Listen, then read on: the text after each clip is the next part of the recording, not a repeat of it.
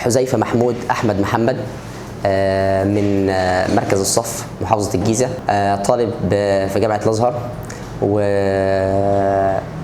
ومؤسس مبادرة ثانوية بدون توتر. المبادرة جات لنا الفكرة عن طريق تراكمات ورا بعضها من أيام ما أنا كنت في الثانوية. كانت فكرة عابرة طرحتها على ستوري واتساب عن طريق صحبتي على مستوى الجمهوريه. هو انا اصلا متطوع في جمعيه رساله من 2019.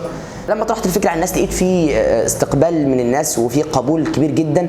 بعد الامتحانات بدات اجمع الناس، كانوا ما يقرب من 16 17 حد على مستوى الجمهوريه في كليات مختلفه، كليه علوم وهندسه وطب وصيدله ولغات واداب وتجاره وطبعا ازهر وعام، في اعمار مختلفه بس كلها بتتراوح في فتره الجامعه.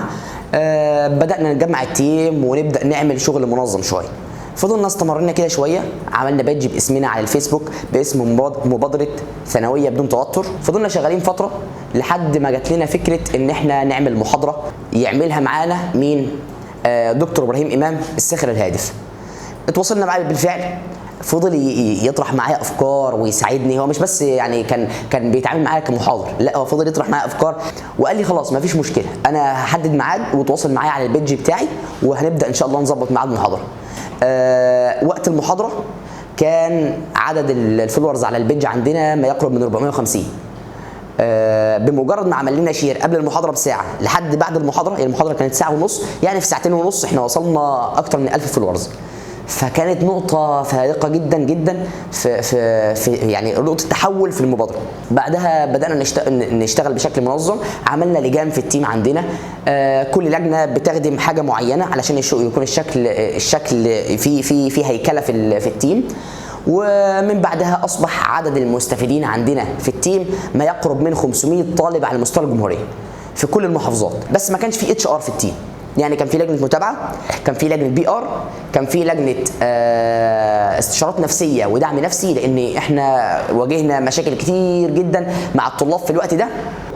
المبادره بتهدف لدعم طلاب الثانويه العامه والازهريه على مستوى الجمهوريه من خلال كذا حاجه، من خلال المتابعه معاهم بشكل برايفت على جروبات واتساب، نشوف هم محتاجين ايه المشاكل اللي بتواجههم ونبدا نحلها، ايه الاحتياجات اللي بتواجههم ونبدا نوفرها قدر الامكان. يعني مثلا بنوفر لهم كتب او ملخصات عن طريقنا احنا كتيم او عن طريقهم كزمايل في جروبات الواتساب اللي احنا بنعملها لكل شعبه.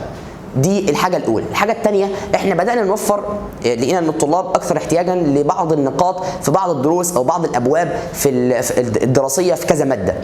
فبدأنا نوفر مدرسين على أعلى مستوى، منهم مدرسين أوائل ومدرسين خبراء، وبدأوا يتواصلوا معنا المدرسين. إحنا في البداية بدأنا إحنا نتواصل مع المدرسين، وبعد ما بدأنا إن إحنا نشير بدأت المدرسين يتواصلوا معانا.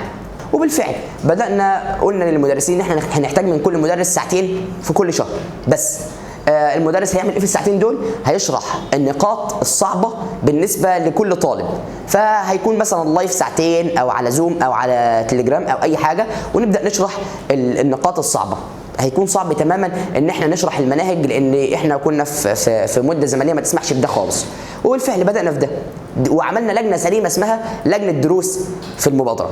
بقى في متطوعين يتابعوا مع المدرسين ويتابعوا مع الطلاب وينسقوا مواعيد ويفتحوا اللينك بتاع زوم لو كان على زوم، او يعملوا قناه تليجرام والكلام ده كله. ده كل ما يخص لجنه الدروس. انتقلنا بعد كده لجنه اسمها لجنه استشارات نفسيه ودعم نفسي. لجنه الاستشارات النفسيه والدعم النفسي كانت بعد ما لقينا مشاكل كتير جدا بتتعدانا في اننا نحلها. اللجنه دي محتاجه حد متخصص، واحنا ما كناش بنقبل حد فيها اي كلام، ما كانش اي متطوع يدخل اللجنه، كان لازم حد متخصص او على الاقل حد عنده خبره في التعامل مع طلاب الثانويه العامه لكذا سنه ورا.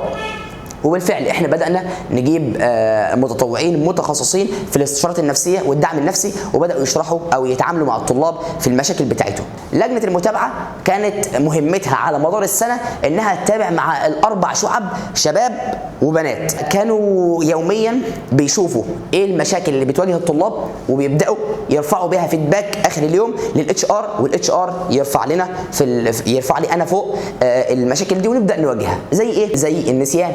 كان طلاب كتير من كتر الضغط هو اوريدي بيفرغ لوحده، الهارد عنده بيفرغ دماغه بتفرغ، فكان الدنيا ما بتكونش احسن حاجه معاه، فكان بيجي يقول لي انا مش بعرف افتكر بسهوله، اعمل ايه؟ فكنا بنروح نسال حد متخصص او نسيرش على موضوع النسيان ازاي نحله، ونبدا نعمل عنه بوست او مقال عندنا على البيدج بتاعنا. مشكله حل اللغات او مذاكره اللغات عموما سواء انجلش، فرنش، جيرمان، كنا بنلاقي الثلاث لغات دول عند اغلب الطلاب، فازاي نعمل ده؟ فروحنا عملنا محاضره عندنا على البيدج باسم ازاي اذاكر الانجليزي او ازاي اذاكر اللغات عموما.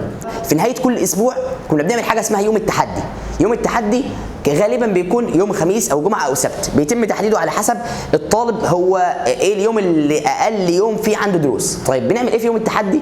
بدايه يوم التحدي بيكون 12 ساعه، ايا كان ال 12 ساعه، من 6 الصبح ل 6 بالليل، من 5 الصبح ل 5 بالليل، زي ما يحب، من 10 ل 10، بس هم 12 ساعه. بيعمل فيهم ايه؟ هو بيحصر التاسكات اللي متراكمه عليه طول الاسبوع ويبدا يذاكرها ويحل عليها علشان يبدا اسبوع جديد هو معلوش تاسكات خالص من الاسبوع القديم. نصيحه لطلاب الثانويه العامه والازهريه على مستوى الجمهوريه، السنه دي هي مش نهايه المطاف ولا بدايه المطاف خالص.